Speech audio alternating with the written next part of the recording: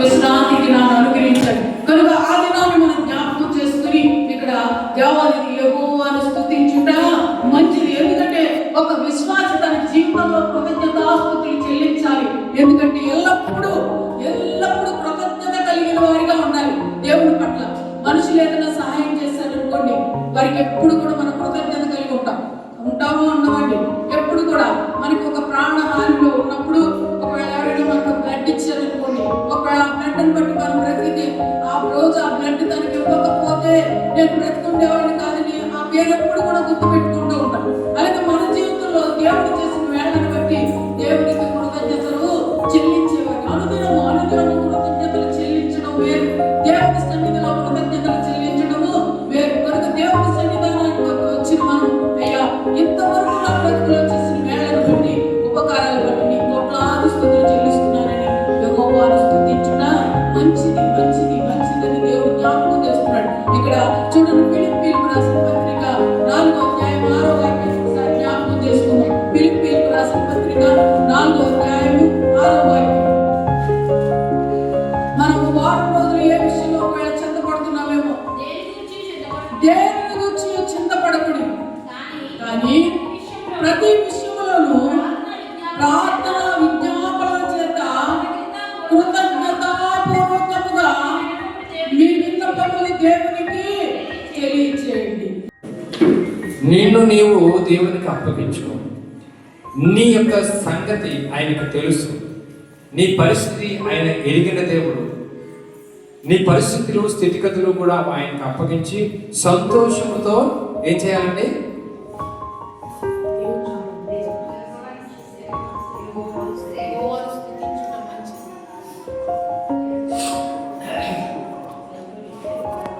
నా ఆశ ఏంటంటే సంఘానికి ఎల్లప్పుడూ కూడా వాక్యం చెప్పినప్పుడు అది కొంచెం గుర్తు పెట్టుకుంటారనేసి నా ఆశ. వాక్యం చదివినప్పుడు ఆ ప్రక్కనున్న మాటను గ్యాప్ ఇచ్చినప్పుడు దాన్ని చెప్తారనేసి ఆశపడుతూ ఉంటాను, కానీ దాన్ని చెప్పలేకపోతున్నాను. ఏంటో నాకు తెలియలేదు. మరి మన హృదయాలు దేవుడితో పెనవేసుకోవడం లేదనేసి అర్థమవుతుంది. దేవుడైతే ఆయన చేతులు చాపి నిన్ను నన్ను కూడా ఆయన కౌగిలిలో దాస్తున్నాడు. మనము దాయపడడానికి మనం ప్రయత్నించడం లేదు, ప్రయత్నించడానికి మనము సిద్ధపడతాం. దేవునికి మహిమ కలుగును గాక. నేను చెప్పిన మాట ఏంటంటే,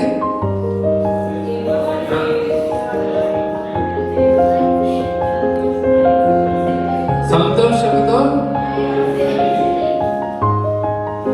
ఇక్కడ పురుషుల నుంచి చాలా గట్టిగా వినిపిస్తుంది, స్త్రీల నుంచి వినిపించట్లేదు. ఎందుకంటే అనాలోచితంగా ఉన్నారు, ఎప్పుడో ఆలోచిస్తున్నారు, ఏదో బాధలో ఉన్నారు. ఒకసారి చెప్పండి, యెహోవాను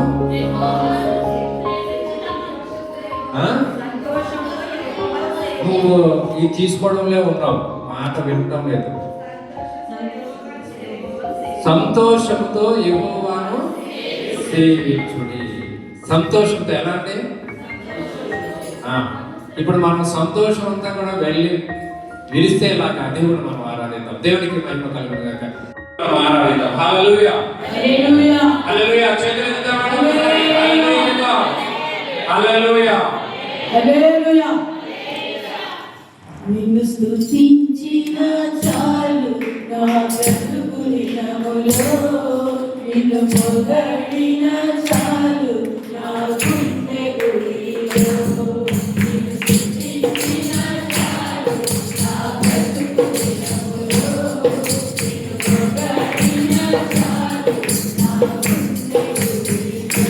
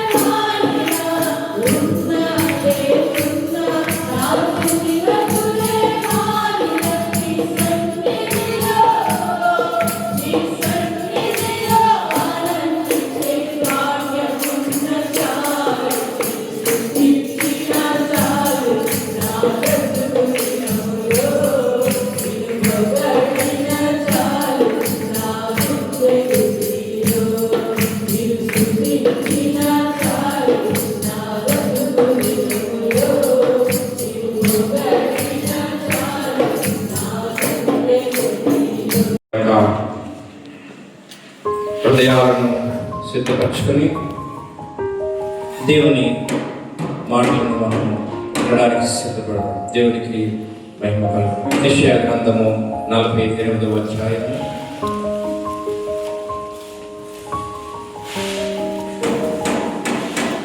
యెషయా గ్రంథము 48వ అధ్యాయం 18, 19 వాక్యాలను చూద్దాం.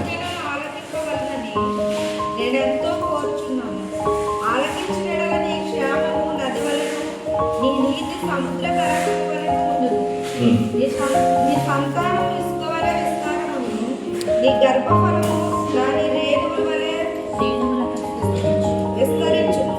వారి నామము నా సన్నిధి నుండి కొట్టివేయబడదు, మరువబడదు.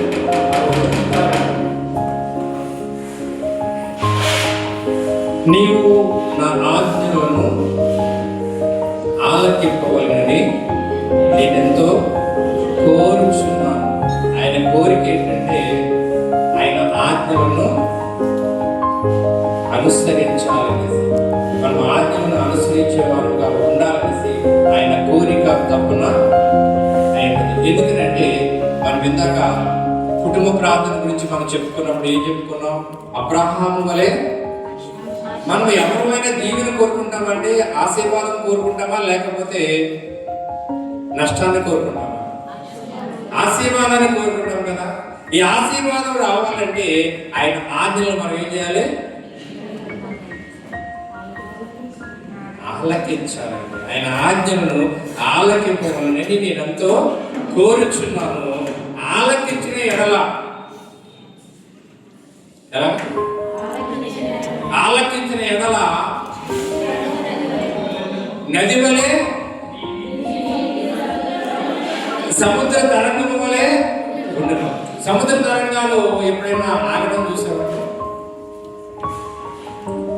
సముద్ర తరంగాలు ఎప్పుడు కూడా ఎగసి పడుతూ ఉంటాయి కదండి. వాటిని చూడడానికే కదా మనం వెళ్తూ ఉంటాం. నీ నీతి సముద్ర తరంగం వలె ఉండును, నీ సంతానము ఇసుక వలె విస్తారమగును, నీ గర్భఫలము దాని రేణువుల వలె విస్తరించును, వారి నామము నా సన్నిధి నుండి కొట్టివేయబడదు, మరవబడదు. ఎంత గొప్ప ధన్యత మనకు అనుగ్రహిస్తున్నాడు చూడండి. ఆయన ఆజ్ఞలను మనము గైకుంటే చాలు, వింటే చాలు అంటాడు. ఆయన నీ నీతి నది ప్రవాహం వలె చేస్తానంటే, నీ పిల్లల తరాలను ఏం చేస్తానంటే ఇసుక రేణువుల వలె చేస్తాను. అబ్రహాముకి ఇచ్చినటువంటి ఆశీర్వాదం అదే. నీ పిల్లల్ని ఏం చేస్తానంటాడు? ఇసుక రేణువుల వలె నేను చేస్తానని తెలియజేస్తాడు. అదేవిధంగా అబ్రహాముకి అబ్రహాము మాట విన్నాడు. ఆయన ఆజ్ఞను తూచ పాటించాడు. ఎక్కడికి వెళ్ళమన్నాడో తెలియదు, వెళ్ళు అన్నాడు. ఏమన్నా ఏం చేశాడంటే ఆయన, మనం వెళ్ళమంటే వెళ్తామండి. ఎక్కడికి వెళ్ళాలండి? ఎప్పుడు రావాలండి? 3 గంటలకేనండి ప్రార్థన, 6 గంటలకండి అని అడుగుతామా లేదా? కానీ అబ్రహాము అలా అడగలేదంట. అడగకుండా ఏం చేశాడు? వెళ్ళిపోతున్నాడు. తనకు ఒక మార్గం, ఒక గమ్యం అంటూ లేదు. అందుకని అబ్రహామును దీవించాడు, ఆశీర్వదించాడు. నువ్వు మందిరానికి వచ్చినప్పుడు నీ ప్రవర్తన ఎలా చూసుకోవాలంట? మాట వినుట వలన విశ్వాసం పడుతుంది. దేవుల్లో మనము శ్రద్ధావంతులతో మనం ఆయన మాటను వింటే చాలు. జీవనలు నదీ తరంగముల వలె, అలాగే సముద్రపు తరంగాల వలె ఎగిసి పడుతూ ఉంటాయి. మనం కోరుకునేది దీవెనే కదా, ఆశీర్వాదమే కదా. మరి నీవు నేను చేయవలసిన పని ఏంటండి? ఎంతమంది ఆలోచిస్తున్నారండి? చేతులెత్తండి ఒకసారి. ఇప్పుడు నేను చెప్పే ఈ మాట, ఇప్పుడు నేను ఆ వాక్యం చదివాను కదా, చదివినప్పుడు ఎంతమంది ఆలోచించారు? వచ్చేవారు ఇదే మాట్లాడుతాను. మీ అందరినీ కూడా చెప్పాలి, ఓకేనా? Thank you. 12వ వాక్యాన్ని ఒకసారి చదువుతాం. యెషయా గ్రంథము 66వ అధ్యాయము 12వ వాక్యం.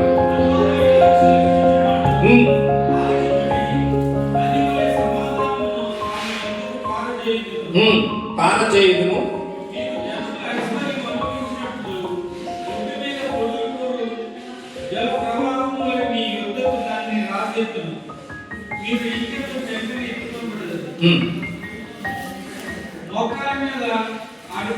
ఆలకింపడం వల్ల ఉన్నటువంటి ఆశీర్వాదం చూడండి ఒకసారి. ఏమంటే ఆలకిస్తున్నారా? వెనకాల కూర్చున్నారా? ఆలకించండి దయచేసి. మీ యొక్క హృదయాలు దేవుని వాక్యం మీద శ్రద్ధను నిలబండి. మీ యొక్క తలపులన్నీ కూడా దేవుని వైపు తిప్పగలిగితే దేవుడిచ్చినటువంటి ఆశీర్వాదాలు పొందడానికి మీరు అర్హులుగా చేయబడతారండి. ఏమన్నాడు? యెహోవా ఎలాగూ సెలవిస్తున్నాడు, ఆలకించుడి. నా మాటలు, నా ఆజ్ఞలను మీరేం చేయాలి? ఆలకించండి. ఇక్కడేమన్నాడు? యెహోవా ఇలాగూ సెలవిస్తున్నాడు, కాబట్టి ఆయన చెప్పే మాటలు మనం ఏం చేయాలమ్మా? ఆలకించండి. నది వలె సమాధానమును. మన కుటుంబాల్లో లేనిది ఏంటంటే, పైకి మనం చాలా సంతోషంగా కనిపిస్తున్నాం, కానీ కుటుంబాల్లో సమాధానము లేదండి. ఎక్కడ చూసినా గలిబిలే, ఎక్కడ చూసినా గందరగోళమే, ఎక్కడ చూసినా ఈ క్రైస్తవ కుటుంబాలే కాదు, అన్ని కుటుంబాలు ఎక్కడికి వెళ్ళినా సరే కదపండి కుటుంబాన్ని కదిపితే అక్కడ శాంతి సమాధానం ఉండటం లేదు. కానీ ఆయన మాటలు ఆలకించిన వారి కుటుంబాలు ఎలా ఉంటుందా? సమాధానంలో నది వలె ప్రవహిస్తుందండి. నది ఎక్కడ ఆగదు. ఆకట్లు వేసినా సరే అవి తిప్పుకుంటూ వెళ్ళిపోతుంది. వాటికి ఒక సమయాన్ని డోర్స్ తెరవాలి, లేకపోతే దాని అది ఏం చేస్తుంది? దానికి సడన్లీ ప్లేస్ హైట్ అంటూ ఒకటి నిర్ణయిస్తారు. ఆ నిర్ణయించిన దానికంటే ఎక్కువ ఫ్లో వచ్చింది అనుకోండి, ఏం చేస్తుంది? అది మొత్తం తెరపట్టేస్తుంది. అవునా? అలాగే ఉంటది. దేవుని ఆశీర్వాదాలు ఆపడానికి ఎక్కడ కూడా ఆస్కారం లేదు. నువ్వు విను, జాగ్రత్తగా ఆలకించు, దేవుని మాటలు నీ హృదయంలో చొచ్చేలాగా చెయ్యి. అప్పుడు నది వలె ఆ యొక్క ఆశీర్వాదాలు నీ దగ్గరికి వస్తాయి. సముద్ర తరంగముల పొంగు వలె ఈ యొక్క ఆశీర్వాదాలు నీ దగ్గరికి వస్తాయి. ఇంకేమంటున్నాడు చూడండి, ఇలాగూ సెలవిస్తున్నాడు, ఆలకించండి, నది వలె సమాధానం ఆమె యొద్దకు పారజేయులను, మీరు జనముల ఐశ్వర్యము అనుభవించినట్టు. వెళ్ళేటప్పటికి వాళ్ళు ఏం చేశారు? ఏమిచ్చాడైనా? వారు విత్తని తవ్వని పాపం ఇచ్చాడు, కట్టని బిల్డింగ్స్ ఇచ్చాడు, భవతులు ఇచ్చాడు, ఐశ్వర్యం ఇచ్చాడు. ఐగుప్తుల ఐశ్వర్యం అంతా కూడా వారికి అప్ప చెప్పాడు. నీకు నువ్వు ఆయన ఇవ్వడానికి ఆయన సిద్ధపడుతున్నాడండి. మరి మనం చేయాలి? శ్రద్ధాభక్తులతో దేవుని వాక్యాన్ని వినే వారుగా మనం ఉండాలనేసి దేవుడు తెలియజేస్తున్నాడు. అలాగే ఒడ్డు మీద పోర్లిపారు జల ప్రవాహం వలె మీ యొద్దకు దానిని రాజేయము. రాజేయవాడు ఆయనే, ప్రవహింప చేయవాడు ఆయనే.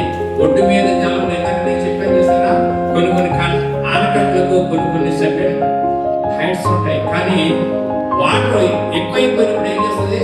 పొర్లి పారుతూ ఉంటాయి. అలాగే ఆశీర్వాదాలు ఏం చేస్తారంటాడంటే పొర్లి పారచేయదు.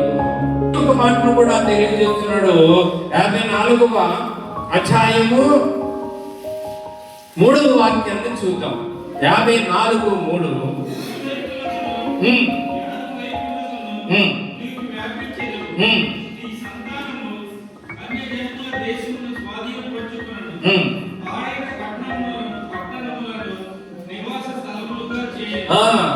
ఏమంటారండి? నీవు కుడి వైపునకును ఎడమ వైపునకును వ్యాపించదు. దేవుని మాటలు నేతి మూటల కంటే అది విలువైన ఈ మాటలు మనం ఏం చేయాలి? వినాలండి. మనం వెంపట్లాడుతుంటాం దేనికోసం, కానీ దేవుని మాటలు మనం లక్ష్య పెట్టం. మన ఆలోచన ఎంతవరకు కూడా ఎలా ఉంటుందంటే, ప్రార్థన చేశాను, దేవుడు నాకు అన్ని ఆశీర్వాదాలు ఇచ్చేయాలి, అది ప్రభు ఇది ప్రభు అని అడుగుతాం. కానీ మనము దేవుని మాటను ఆనందించి దాని హృదయంలో తలపోసుకునే వారంగా మనము ఉండవు. కానీ మరియకుండా యేసయ్య గురించి చిన్ననాటి నుండే ఆ చెప్తున్న మాటలు విని తన మాటలు ఏం చేస్తుందో హృదయంలో భద్రపరుచుకుందండి. ఈ మాటలు మనం ఏం చేయాలి? భద్రపరుచుకుని ఉండాలి. ప్రతి ఆదివారం కూడా ఆయన ఇది ఒక పండుగ దినంగా మనం ఆచరించాలనేసి పాత నిబంధన గ్రంథంలో రాయబడి ఉంది. దీన్ని ఏమంటారంటే, ఇది ఆదివారం విశ్రాంతి దినము, పండుగ. ఇది ఆ పండుగ దినంలో ఏం చేస్తుంటాం? పండుగలు మనం చేస్తుంటాం, సంతోషిస్తాం, ఆనందిస్తాం, ఎన్నో పిండి వంటలు చేసుకుంటాం, ఎన్నో కార్యాలు చేస్తుంటాం. ఆ రోజు ఎలాంటి దినం? సంతోషకరమైన దినం. ఈ ఆదివారాన్ని కూడా విశ్రాంతి దినంగా ఇచ్చాడు, దాన్ని సంతోష దినముగా మార్చాడు ఆయన. ఇది ఒక పండుగ దినముగా మనం ఆచరించాలి. ఏదో మొక్కుబడిగా వచ్చి వెళ్ళిపోయే దినముగా మనం ఆచరించడానికి వీలేదు. పండుగల గురించి మీకు కొద్ది సమయంలో చెప్పబోతున్నాను. నేను ఆ యొక్క ఇశ్రాయేలు ప్రజలకు ఉన్నటువంటి పండుగల గురించి తెలియజేయబోతున్నాను. పండుగలను మనం ఆచరించే వాళ్ళగా ఉండాలి. పండుగ దినం అంటే సంతోష దినం కదండి. ఇప్పుడు రేపు 13, 14 తారీఖులు పండుగ దినాలు వస్తున్నాయి. ఏ దినాలు? సంక్రాంతి దినాన్ని ఇప్పుడంటే వేరే విధంగా చేసుకుంటారు. కానీ ఒకప్పుడు సంక్రాంతి దినాన్ని ఎంతో సంతోషంగా